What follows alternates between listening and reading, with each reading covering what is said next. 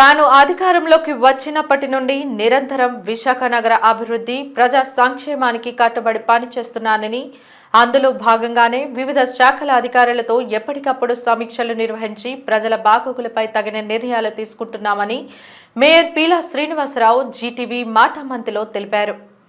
ఏదైతే చాలా రోజుల నుంచి డ్రైన్స్ బ్లాక్ అయిపోయి ఉన్నాయి, అండర్ గ్రౌండ్ డ్రైన్స్ కూడా చాలా వాటిలో క్లీన్ లేదు. ఈ అన్నింటి మీద కూడా ప్రధాన దృష్టి పెట్టాం. ఇప్పుడు అధికారులతో రివ్యూ చేయడం జరిగింది. దీన్ని పెద్దపరంగా మనం నిర్ణయం తీసుకొని పనిచేయాలని ఒక ప్రణాళిక చేసాం. వాటర్ వరకు వచ్చేవాడికి మనం ఎక్కడైతే వాటర్ సప్లై అప్పుడు మనం డిసైడ్ చేసాం. అవన్నీ ఇవాళ వర్కౌట్లో లేవు. వాటిని కూడా అధికారులతో డిస్కస్ చేశాను. ఏదున్నప్పటికీ విశాఖపట్నంలో ఒక మంచి పాలన ఇవ్వాలని, ఆ పాలన ప్రజాపాలన అవ్వాలని ఒక ఎజెండాతో ఉదయంపాటు కూడా ప్రజల వద్దకు పీలా శ్రీను వెళ్తున్నాడు. ఆ వార్డు వేజ్ కూడా ప్రతిదీ అక్కడ తీసుకొని ఆ జోనల్ కమిషనర్ కానీ అధికారులతో ఇమీడియట్లీ డిస్కస్ చేసి దాని మీద ఇమీడియట్గా నిర్ణయం తీసుకోవాలని.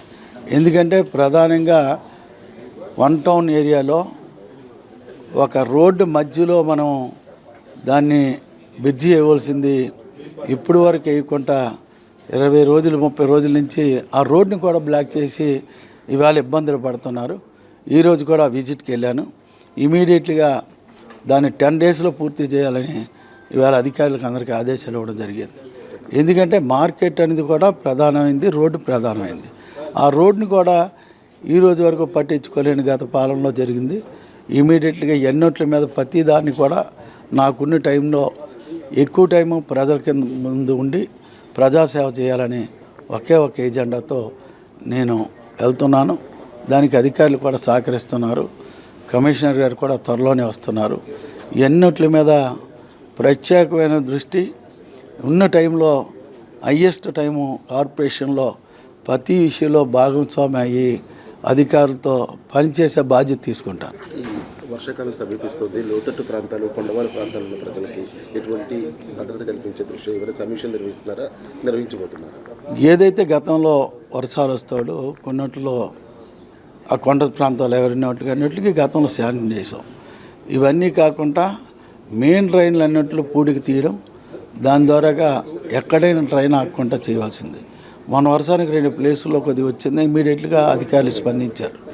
ఈ అన్నిట్లు కూడా టోటల్ అధికారులతో డిస్కస్ చేసి ఇది త్వరలోనే ఒక 20 డేస్లోనే ఫుల్ పేజర్ చేస్తాడు.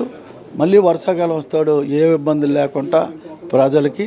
కోవిడ్ అని ఇప్పుడు ప్రచారం అవుతుంది, దాని మీద కూడా దృష్టి పెట్టాం. దాని మీద కూడా కలెక్టర్ గారు కూడా ఇంట్రెస్ట్ తీసుకున్నారు. జీఎంసీ నుంచి ఏ విధంగా ఇంట్రెస్ట్ తీసుకోవాలో కూడా అన్ని విధాలుగా అన్ని డిపార్ట్మెంట్తో మాట్లాడుతున్నాం.